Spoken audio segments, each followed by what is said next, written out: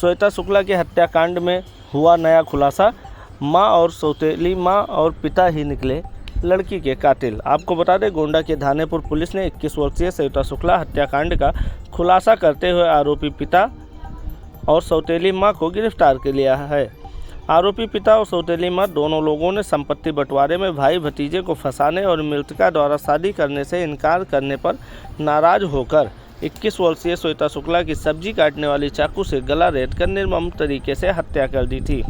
हत्या करने का आरोप मृतका के पिता ने संपत्ति बंटवारे को लेकर भाई और भतीजे पर लगाया था। जब धानेपुर पुलिस ने दोनों लोगों को हिरासत में लेकर पूछताछ की तो मामला दूसरा निकल कर आया।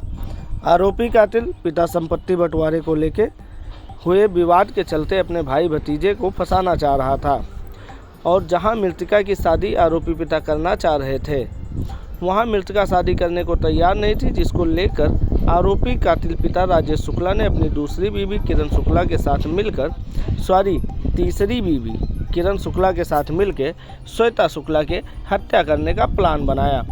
कल देर रात 2 बजे के करीब इन दोनों लोगों ने मिलकर श्वेता शुक्ला के सोते समय गला रेत कर निर्मम तरीके से हत्या कर दी थी। फिलहाल धानेपुर पुलिस ने दोनों आरोपी को गिरफ्तार कर जेल भेजकर आगे की जांच में जुटी हुई है।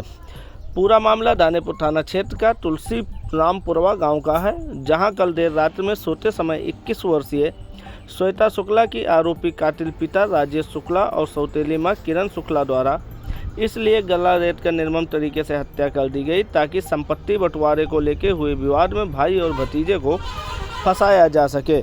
आरोपी पिता राजेश शुक्ला अपनी बहन के लड़के दहेज हत्या के मामले में जेल में बंद शिवम शुक्ला से मृतक लड़की श्वेता शुक्ला की शादी कराना चाह रहे थे और शादी करने के लिए श्वेता शुक्ला पर दबाव बना रहे थे, लेकिन जहां आरोपी कातिल पिता शादी करना चाह रहा था, वहां पर शादी करने से मृतका श्वेता शुक्ला बार बार मना कर रही थी।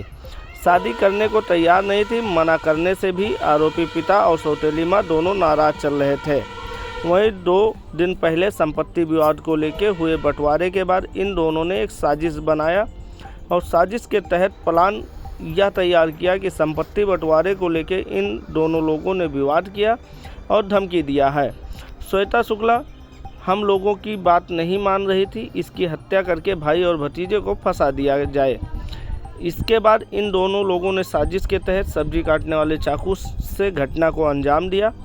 हत्याकांड को अंजाम देने के बाद आरोपी कातिल पिता राजेश शुक्ला ने संपत्ति बंटवारे को लेकर अपने भाई और भतीजे पर हत्या का आरोप लगाया। वहीं मृतका के मामा दिनेश मिश्रा ने अपने जीजा यानी कि कातिल पिता राजेश शुक्ला और सौतेली मां किरण शुक्ला पर लगाया था। दोनों तरफ से लगाए गए आरोपों को लेकर धानेपुर पुलिस ने जांच की तो जांच में आरोपी कातिल पिता और सौतेली मां दोनों ने हत्याकांड को अंजाम दिया है और देने की बात स्वीकार किया। फिलहाल दोनों को गिरफ्तार कर जेल भेजकर आगे की कार्रवाई पुलिस द्वारा की जा रही है। आरएनसी द्वारा चलाए गए 2 दिन पहले खबर में बताया गया था कि अगर वो बेटी और बाप दोनों बगल में लेटे हुए थे तो तीसरा व्यक्ति कैसे लड़की का हत्या करके और वहां से फरार हो जाता, जिसको लेके शक जाहिर किया गया था और पुलिस द्वारा छानबीन करके इन पूरे मामले को 2 दिन के अंदर ही खुलासा कर दिया गया।